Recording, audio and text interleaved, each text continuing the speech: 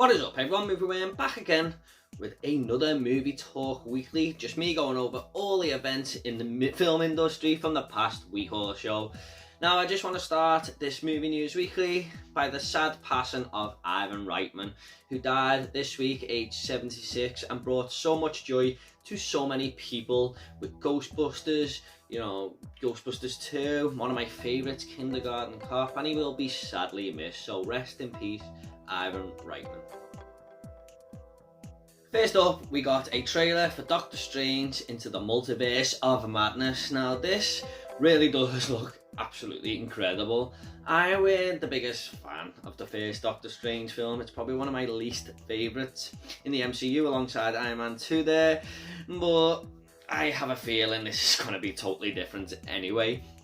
And it's nice to see Wanda coming back from WandaVision. It even looks like it's incorporating a bit of the WandaVision show in there, but it really does seem like Doctor Strange has messed up massively this time. There's talk of him even being punished in there because of his events from SpiderMan No Way Home, basically moulding itself into this film, and his spell has just gone totally wrong, hasn't it?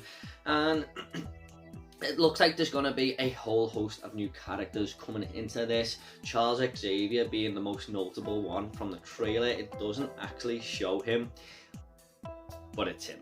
I mean, it just has to be, doesn't it?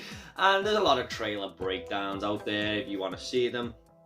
I mean, they will go into more detail. You can find them easy on YouTube, but this looks like another massive step for Marvel. They just continue to break ground and smash down barriers, and this looks like it's going to be one of their biggest films yet. It does make you think how far they can actually go. I mean, they've done Endgame with all these characters on screen.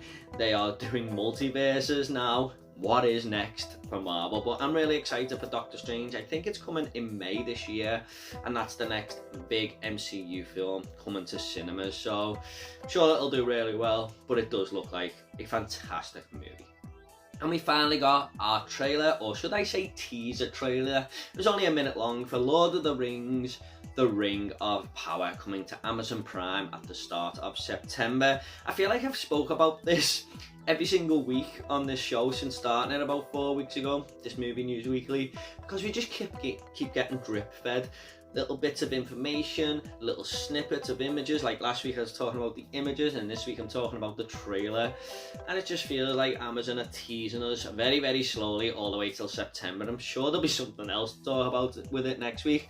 This trailer basically just showed a whole host of characters and what seemed to be our main characters, because I noticed a lot of them were from the images they released.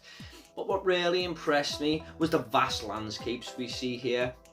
It basically was saying that these are going to be incredibly big built worlds. This series is going to be gigantic, and that's the feeling I kind of got. I did have a few concerns with some of the CGI on some of the monsters that they showed, but I'm sure it'll be fine. It's a multi-million-dollar TV show.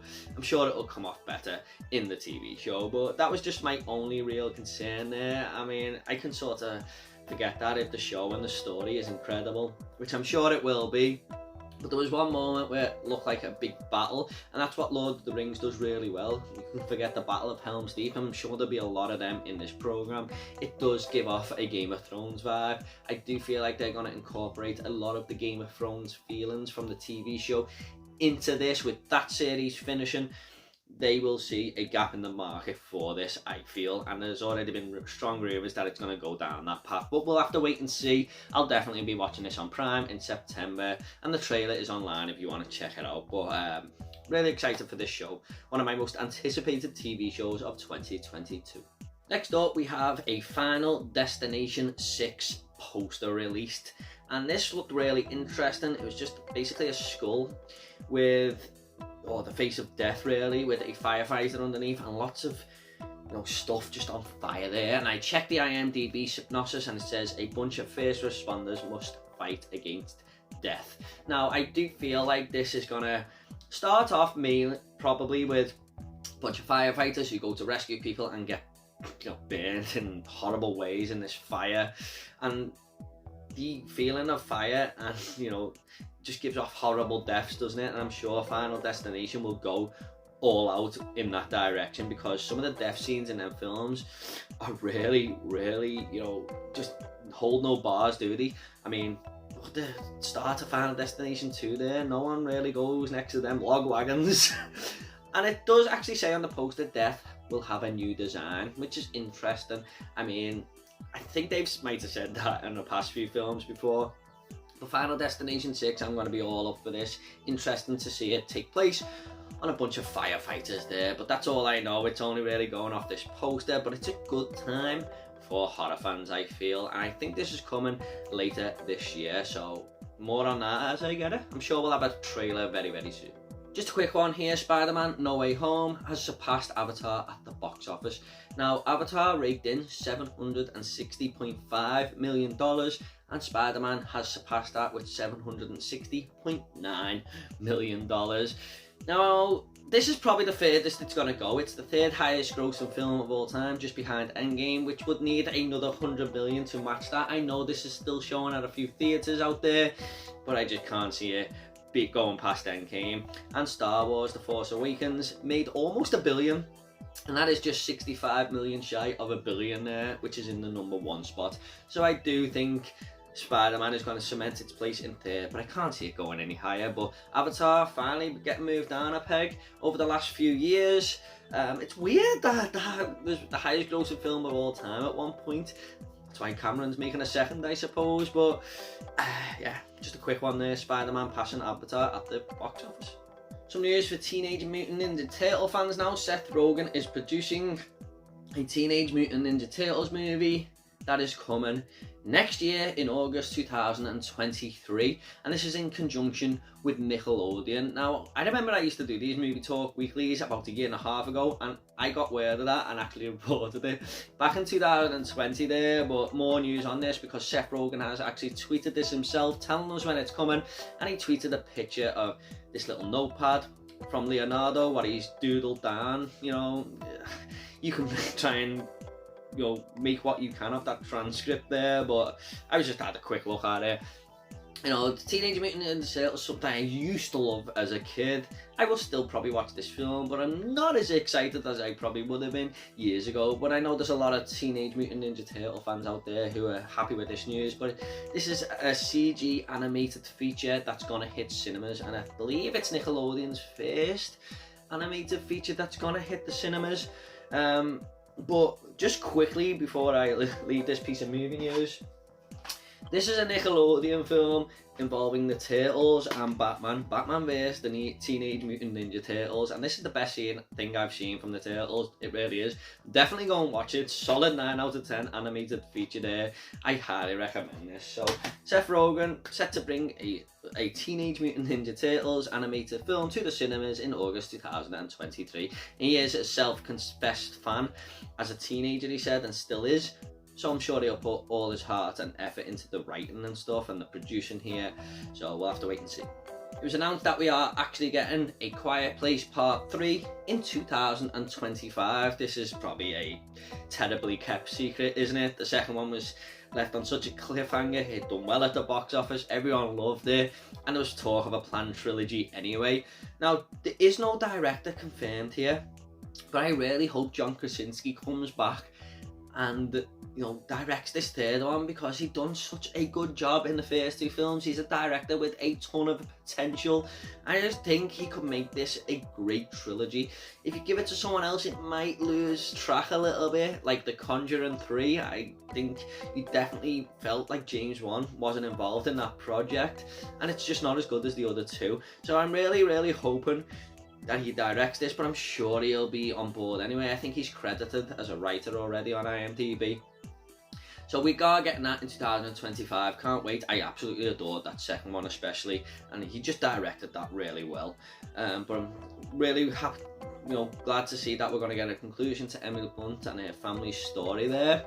But we are also getting a spin-off coming in 2023, directed by Michael Sarnowski, I think his name is, the director of Pig, starring Nicolas Cage. He's bringing us A Quiet Place spin-off next year in 2023, so it'll be interesting to see what direction that goes in. But Quiet Place 3 coming in 2025, quite still a bit away there, yeah. Now, Things Season 4 is finally coming this year. We're going to get this split into 2 parts, kind of like Breaking Bad done with its final season. Because I own them on Blu-ray, and it's part 1 with like 6 episodes and part 2 with 6 episodes. So Stranger Things is going to do this with a volume 1 coming in May and volume 2 coming in June, I believe. It's 5 weeks later. Now, I can understand why Netflix are doing this. Someone put a tweet up the other day and I totally agreed with it. Ozark dropped on Netflix, everyone watched it and stopped talking about it, but Boba Fett dropped on Disney Plus and everyone was talking about it for weeks because each episode was released weekly. So I believe this is the reason they have done this, because everyone will get talking about it in volume 1 and then it'll be in discussion all over social media and everyone will be anticipating volume 2. I can see why they've done that. They released a ton of great posters there and I'm really just excited to see what we have in store for the gang in its conclusion. I do believe this is going to be the final season, and it probably has to be. These guys are like, what, 47 now? You can really feel their age in season 3, so I don't know how much further they can go.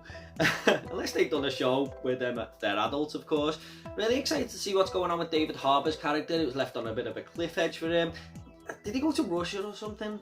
I can't quite remember now, but he, you know, it was left on a cliff edge, and there's a lot of images released of what's going on with him. And he's one of my favourite characters in the show, but I absolutely love Stranger Things. I can't wait for season 4, and we are getting it very, very soon by the look of things. So yeah, lots of great shows coming this year. There really is. You know, you got Moon Knight coming, Lord of the Rings we just spoke about, Stranger Things. It's all happening on the TV show front now, isn't it? We also got a trailer for an Elvis movie, and I think it's just titled Elvis. And this is from director Baz Luhrmann, who brought us the movie The Great Gatsby.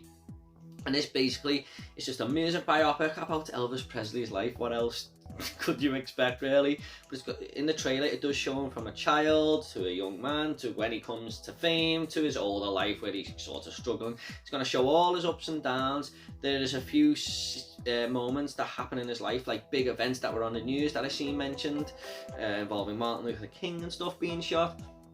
So all that's going to be in there. It looked like a really epic movie. I'm not one to usually get excited about music biopics, but I should, because I absolutely loved Walk the Line. I loved Bohemian Rhapsody. I'm sure this will be great too. This trailer was really good, actually. It really did surprise me. Thought it was fantastic. My missus is a big Elvis fan, so I'm sure I'll be going to cinema to see this with her. Tom Hanks in there as well, which was a nice surprise. He hardly lets you down, does he? I mean, Greyhound was a dull film, but he still gave a good performance. Tom Hanks, in fact, he never misses, does he? He always gives a good performance.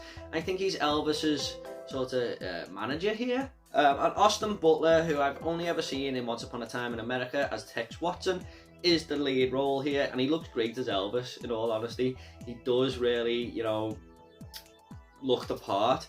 So I'm very, very excited for Elvis, more than I usually would be for a music biopic. It just looked like a great drama. So that is Elvis, and it's coming this summer. And finally, we are getting a season 5 of Fargo, my second favourite, should I say, TV show of all time, just behind 24 there. I'm a big fan of the movie, so I, of course, was going to watch the series, but oh my god, this series just blew me away. Each season is kind of different. They're set in different times, and this one is actually set in 2019. The last one was set in the 50s, starring Chris Rock. I cannot fathom how amazing this show is. It's criminally underrated. It's amazingly well written. You really do have to watch it. Trust me. I think they're on Netflix, the first 3 seasons right there. Just go into it and just don't expect anything, and you will come out absolutely mind-blown. Trust me, this show is unbelievable, and I am so happy we're getting a season 5. We don't know too much about it. All it says is, when is a kidnapping not a kidnapping, and when is your wife not yours? That's all it says. Kind of sounds like the movie a little bit there. But I'm very, very happy that we're getting a season 5 of Fargo. Cannot wait. So yeah, definitely check it out, everyone. Trust me. Okay guys, hope you all enjoyed this movie talk weekly. Sorry if there's a few things I missed. I just try and come out with the stuff that's notable and worth talking about there. But is there anything you're excited about from this movie talk weekly? Did you Was you impressed with Doctor Strange trailers, the Elvis trailers, the Lord of the Ring trailers? Let me know down below and I'll reply to every single one of you, I promise. Take it all easy, guys, and I'll see you all next week for another Movie Talk Weekly.